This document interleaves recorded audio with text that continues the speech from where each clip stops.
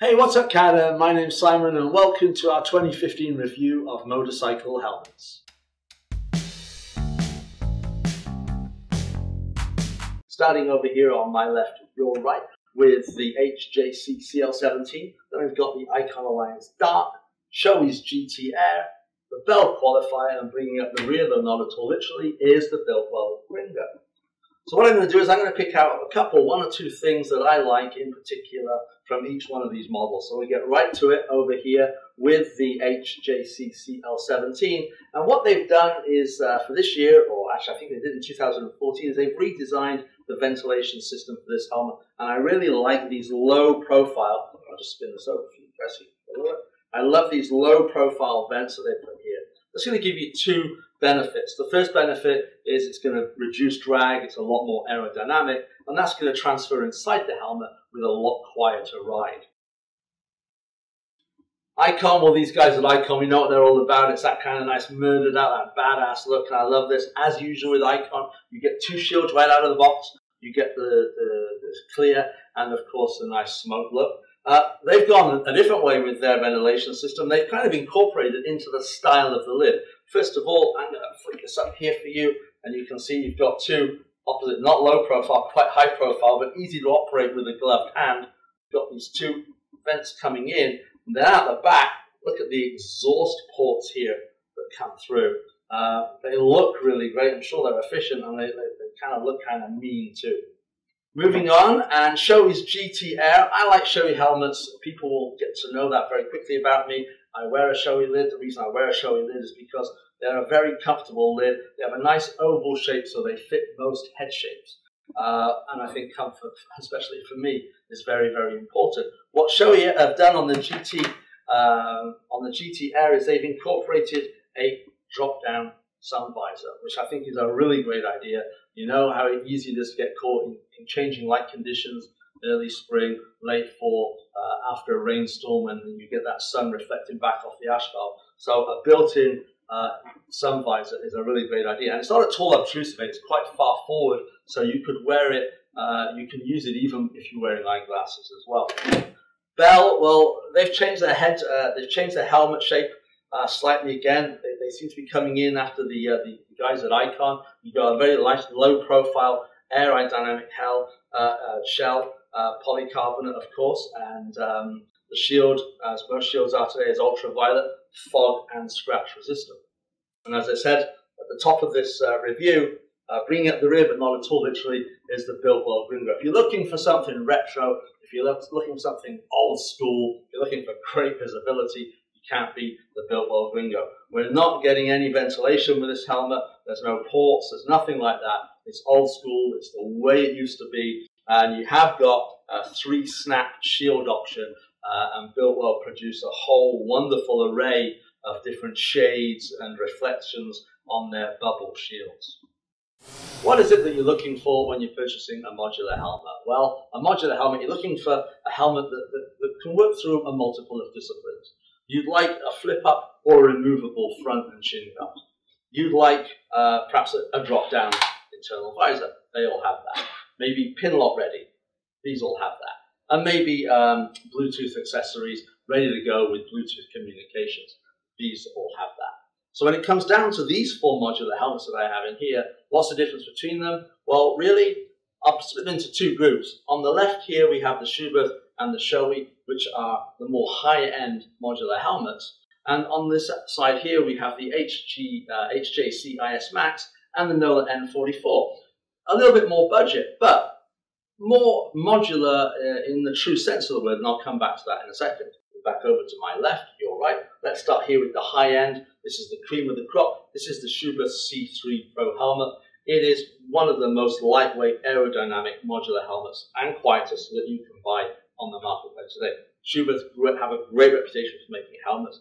I don't know how they make this helmet so small. You look at it, it's half the size of the other ones, but it really is a superb top-of-the-range modular helmet.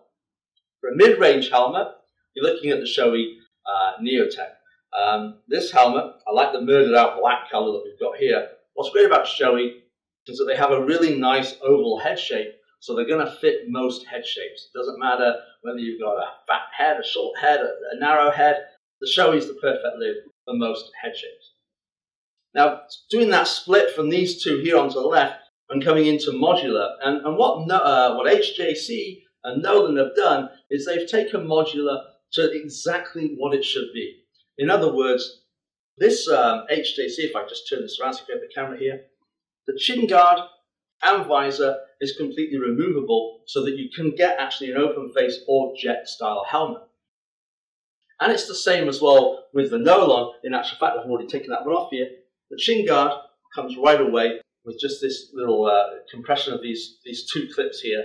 And again, you have a perfect jet style or open face helmet. So these two lids, if you like, are modular in the true sense of the word. Which one is the right one for you? Well, don't take our word for it. Don't take my word for any of the opinions here. Get on the website, read our reviews, and check out the helmet that you think is going to be perfect for you.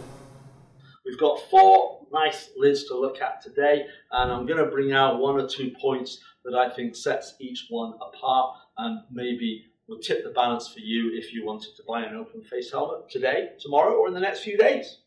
We've got over here on the left the Shoei J Cruise. Then we've got HJC's CL Jet, the Bell Custom, and finally the Biltwell Bonanza. So we'll get straight into it here on the left-hand side. And I've got these into 2 groups here, 2 groups of 2. The left-hand group here has face shields, and the right-hand group, as you can see, is optional face shields. Shoei's J Cruise and the CL Jet here from HJC. What I love about these big 3/4 length or full length shields is that if you've got a cruiser and you've got some instrument clusters or gauges on the tank, you're not going to have a problem with these shields. You've got no chin guard to do. You've just got the big depth of vision and field of vision through those visors, so you're going to be able to look straight down and not miss out any important information during your ride. Shoei's, the way they've molded their face shield is a certain process that virtually eliminates all kinds of distortion or any distortion, which I really like about that. And what I really like that stands out or separates the CL Jet for me are these big imports here for ventilation. They're really going to wick that heat away from your scalp on those long summer rides.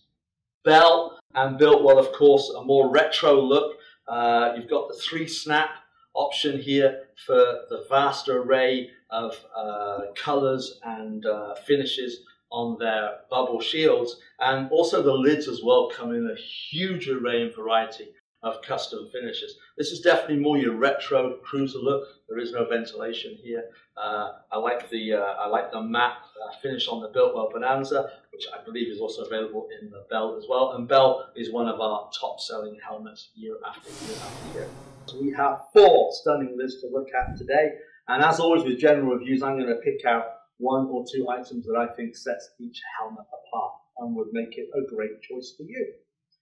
We've got the Bell Pit Boss over here on my left, your right. Then we've got the HJC IS Cruiser, the Bell Rogue, and finally the Scorpion EXO C110. So let's dive in to the left again with the Bell Pit Boss. Now, I know that bikes, or motorbike, cruiser bikes, and bicycles have one thing in common, that's wheels. You think nothing else? Well, you'd be wrong. What Bell have done, as you know, Bell have a great heritage as well as motorcycle helmets, but also in bicycle helmets. And they've taken some technology that I actually have on one of my bicycle helmets to help make their lids more comfortable and more secure. And that is, close up here, is this little ratchet system here.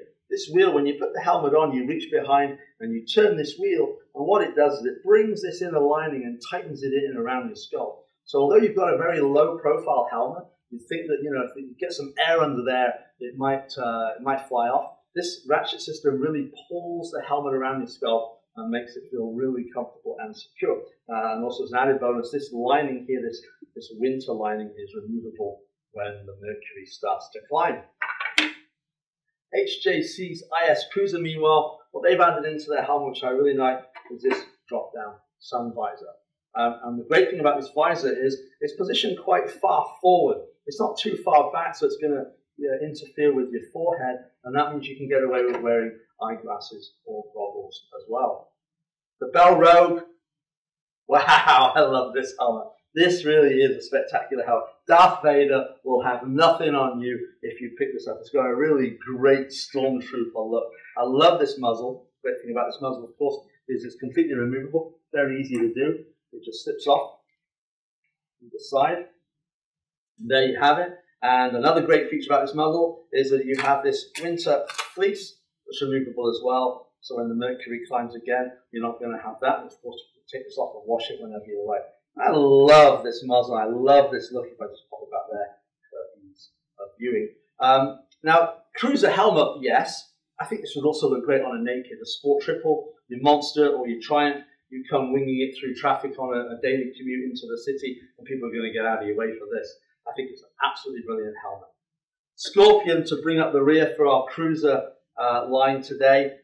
Scorpion are a new company in the world of helmetry. They've only been around since the turn of the millennium, but they certainly do make waves. This is a great helmet. It's a nice lightweight helmet. And what they've added to this model from the outgoing model is they've added this nice ventilation now. So you've got two nice entry ports here and then two exhaust ports at the back there. It's going to wick that hot air away from your head during those long hot rides you'll be doing on the cruiser during the summertime. So that brings to a close our review of cruiser helmets. Don't take my word for anything you've heard today. Please go on the website, have a look at what other riders are saying about these helmets and pick the one that's just right for you. So let's go riding in the dirt, shall we? We've got 5 greatness to look at today. Starting over here on our left with a Fox V1 mat, then we've got the HJCC LX7, a kicking looking helmet from Scorpion, 4 quadrants lid, and then the Bell MX9.